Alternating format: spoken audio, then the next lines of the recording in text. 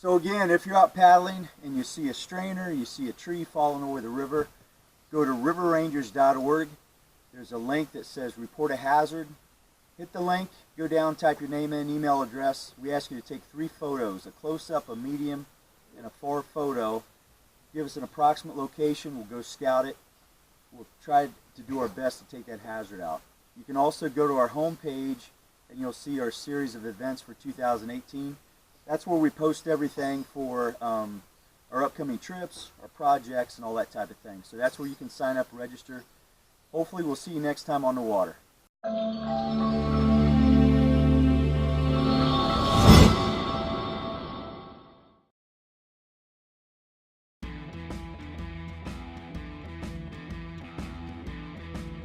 Hey everybody, Bern here. We are on our way to the Kokosing River. If you saw our video on some of the scouting trips we've done up here, we are coming back to finish up the 3rd strainer that we didn't have the equipment and the manpower to handle that particular day. So we were able to get a crew together, a bunch of volunteers.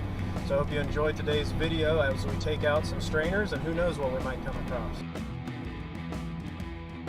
Today we've got a pretty big crew on the Kokosing River. We're going to be taking out 2 dangerous hazards.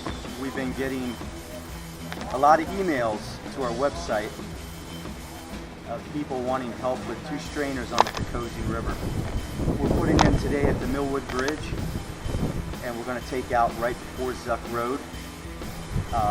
We have visited these 2 strainers before and took out as much as we could at the time, but there's been a lot of people tipping, losing a lot of items, losing cameras, losing phones.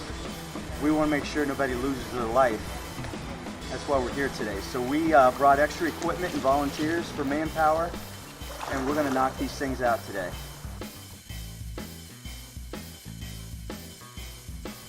Beautiful day on the Kokosing. By the Kokosing River standards, it's pretty darn low, which makes it an excellent day for us to be working on a strainer. Makes it a lot safer. We can get deeper onto the logs coming up out of the bottom of the river. But we are really going to have to read the river today because there's a lot of big rocks underneath here. So we're going to have to really hit the channels right. Here's our crew coming down. Alright, we've just come up to about a half mile up from where we had our entry point into the Kokosing River, and now we've come across our first real demonstration of what happens when nature takes over and drops some very serious obstacles into the main flight of path. Go ahead, Wally. What we've got is the current from the river, as you can see, is going to the river left right now. Fortunately, it's pushing in that big tree. A lot of people now are coming in because the current's pushing them in. They get caught in it. They're pushed right into this big tree. They end up flipping over, or worse yet, they fall in underneath the tree and get pinned. Have you seen a lot of this type of situation? I have. I've seen, just in this river, I know of 4 cell phones that have been lost because they weren't secured. We had a person Wednesday when we went out. They ended up getting caught. Their phone got caught underneath the strainer. They were able to recover it. There's a lot of livery service on this river in this section because they're inexperienced with the river. They end up getting caught in. They don't know how to paddle. They don't know what to look for. So it's even more dangerous for the inexperienced paddler. And I've personally seen probably 10 or 12 people swim and tip over in this area and get caught in this strainer. Now, is this something that you're generally going to find is going to affect just a novice paddler, or are we talking a situation where it doesn't matter any of your experience, that this type of situation, or what with the branches and the whirlpool effect that you're trying to, that the trees are creating, is that going to affect any type of paddler? With this one right here, if you have the right type of boat or the right skill level, a flat bottom or whitewater boat will have more capability of being more maneuverable, and an experienced paddler can actually get through it. But if you're in a rec touring boat or V-hold boat, you can sink, you run the risk of having the water catch you and actually push your boat. Even though you've got a lot of experience, your boat is limiting your capabilities, and it can actually catch you and try to pull you into it.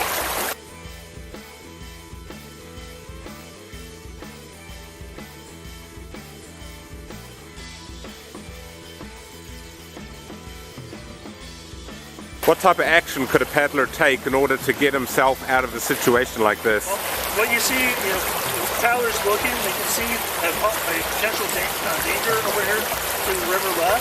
There's a nice sandbar and gravel bar to the right. Now that gives you a safe portage where you can get out of your boat, carry your boats downstream away from the hazard, and get back in the river.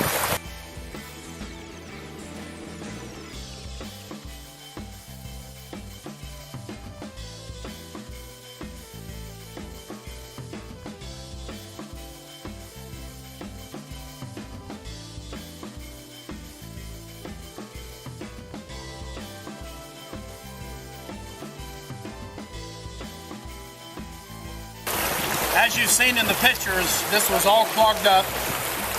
As we were doing our work today, clearing this strainer, we have found out by probably maybe 40 to 50 people today that this has been a big headache for the Coco. We've talked to a guy who owns a campground down below. He's had the fire department out here several times, talked to another guy who had the fire department out here to extract him. And they've been looking at this place for the last month. It's been a big issue. So what we've done is just cleared the entire thing.